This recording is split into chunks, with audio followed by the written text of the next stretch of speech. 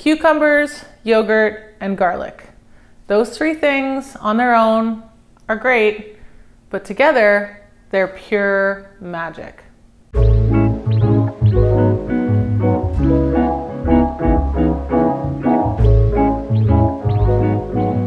Thanks for joining me today.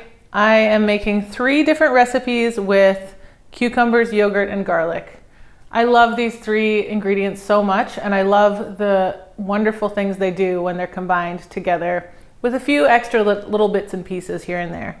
First up, we're making this tzatziki, which is super basic, and you probably already know how to make it, but I can't do this episode without talking about tzatziki.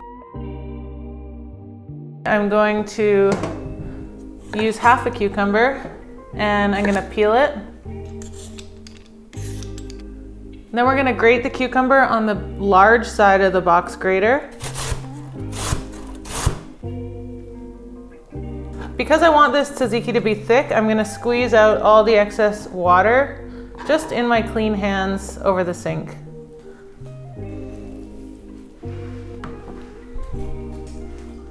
So I'm going to add about a clove of garlic that's been minced up to the cucumber, and then I'm going to add some thick Greek yogurt. If I was using my own homemade yogurt, I would definitely strain it for this for an hour or 2. Otherwise it'll be way too runny, but this is pretty thick already, so I'm happy. It's just a little bonus.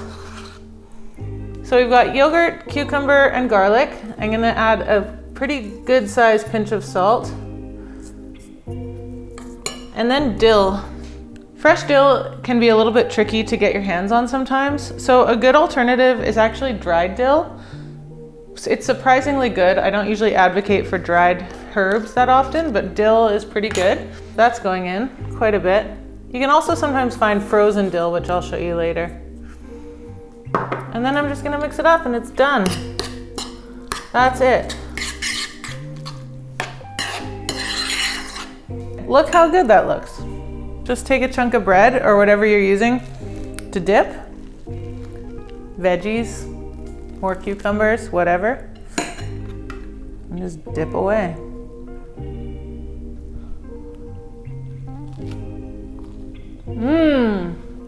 Next up, we're gonna make a Bulgarian chilled cucumber, garlic, and yogurt soup called Tarator.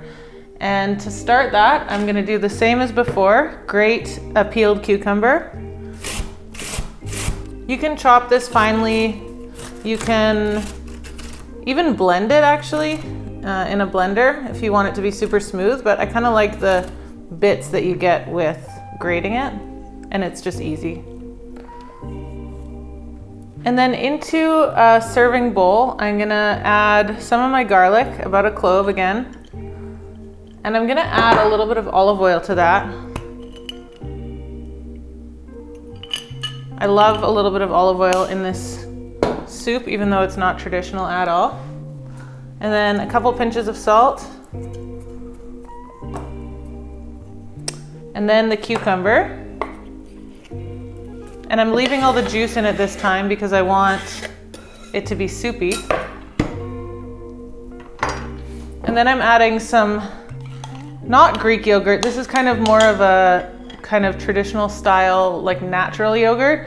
And it's a little bit tangier and a little bit runnier than Greek yogurt. I love this style of yogurt, especially for something like this soup.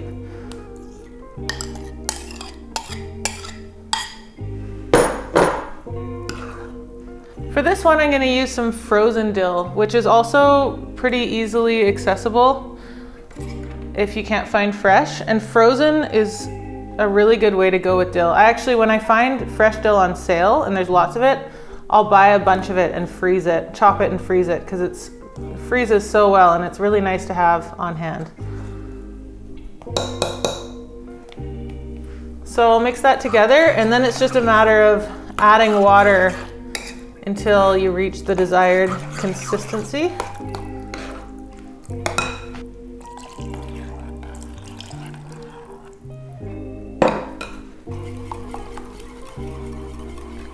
For me, the right consistency here is not too watery, but you know, thin enough that it's drinkable. Final touches on this guy. A little extra drizzle of olive oil, because I like how it looks. And my garlicky walnuts.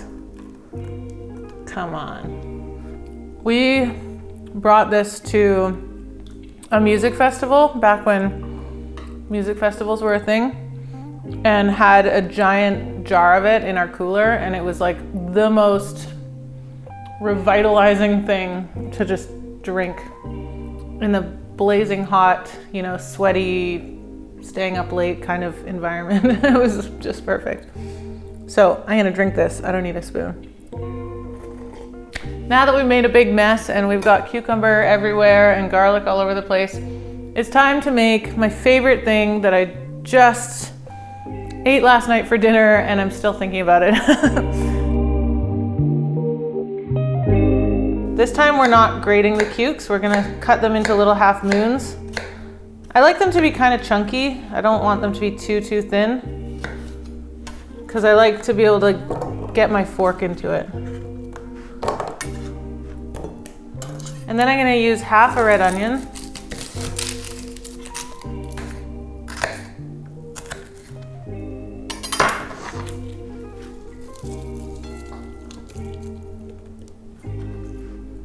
And then fresh mint is one of the best things ever with cucumber, because it's like refreshment upon refreshment. I know a lot of people are looking for ways to use up mint because it grows so rampantly in people's gardens. So this is a good way to use it. Just a rough chop.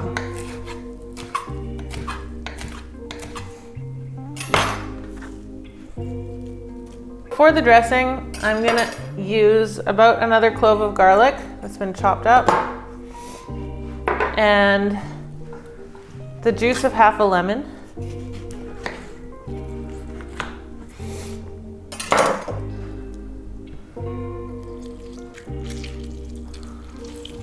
and a big spoonful of thick yogurt.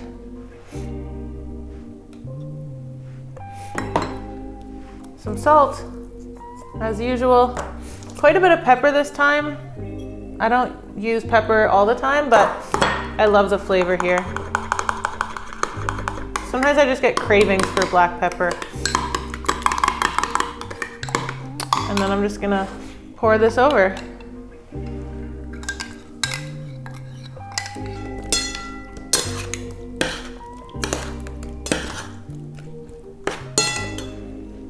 C'est fini. So for this, I like to have it with either some torn up croutons. You can make some garlicky croutons to put on this, or what we did last night was just toasted some bits of baguette and rubbed them with the cut end of a clove of garlic. So when I used to see people doing this, I didn't really believe them that it worked or that it added any flavor to the bread. And then I started doing it quite a while ago now. And you actually see the garlic like shrinking as you rub. So it's actually not as much of a subtle hint of garlic as you might think. It's like pretty strong. There's like substantial garlic that ends up on your toast. It's the warmth and the abrasiveness of the toast that does it. So this is great for any of the juices that collect at the bottom, but I'm just gonna have a bite of the salad on its own. Straight out of the serving bowl. The mint. So good. Have it with some bread. You guys, if you're thinking like, oh, it's so basic, you're right. It's so basic, but it's so good. This is just another example of how the simplest things are the best things. And this simple combo of cucumber, yogurt, and garlic is just magic. It's so great. You can make so many things with it. I'd love to know what you would do with cucumber, yogurt, and garlic. And if you're gonna make any of these things, please let me know. This is the final episode of the summer season, so we're gonna take a couple of weeks off before launching into the fall season. So in the meantime, there's 90 some odd episodes on the channel, so go back and watch some old ones. I'll link to a few of my favorites in the description box. That's it. See you in a couple weeks. Enjoy the rest of your summer. Bye.